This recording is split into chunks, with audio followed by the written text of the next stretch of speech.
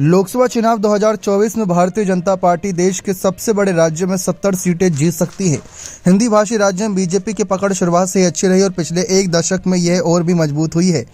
इसी वजह से सर्वे में लोगों ने सत्ताधारी पार्टी को 80 में से 70 सीटें जीतने का अनुमान लगाया है।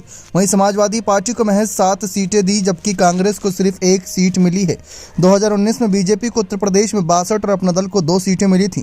कुल 64 सीट के साथ एनडीए गठबंधन को 2014 का तुलना में यूपी में सीटों का नुकसान हुआ था। इंडिया टुडे के सर्वे में पाया गया कि अगर आज उत्तर प्रदेश में चुनाव होते हैं तो बीजेपी 70 सीटें जीतेंगी और 50% वोट शेयर भी हासिल करेगी।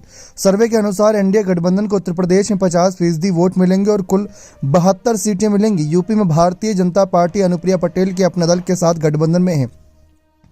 सर्वे के अनुसार इंडिया गठबंधन को यूपी में कुल 10 सीटें भी नहीं मिलेंगी। अखिलेश यादव की समाजवादी पार्टी को 7 सीट मिलने का अनुमान है और कांग्रेस को 1 सीट मिलाकर विपक्षी गठबंधन के पास कुल 8 सीटें ही जाएंगी। मायावती की बहुजन समाज पार्टी को सर्वे में कोई सीट नहीं मिल रही, जबकि 2019 में अखिलेश की पार्टी को करीब यहाँ पर देखा जाए सपा बसपा गठबंधन को 15 सीटें जीत मिली थी। वोट शेयर की बात करें तो कांग्रेस को 6%, समाजवादी पार्टी को 30% और बहुजन समाज पार्टी को 8% वोट बैंक मिलेगा। यानी कि बहुजन समाज पार्टी का लगातार ही जनाधार घटता जा रहा है। आपको बता दें, इस सर्वे में करीब 35,000 से ज़्यादा लोग शामिल हुए थे।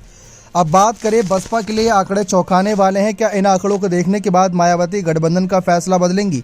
क्या वे कांग्रेस से हाथ मिलाने के लिए जाएंगी? क्या किस तरीके से यहां पर आगे वे रणनीति बनाएंगी? सवाल ये बनता है, क्योंकि बहुजन समाज पार्टी अगर गठबंधन में जाती है तो इंडिया अलायंस की 10 से 20 सीटें भी हो सकती हैं।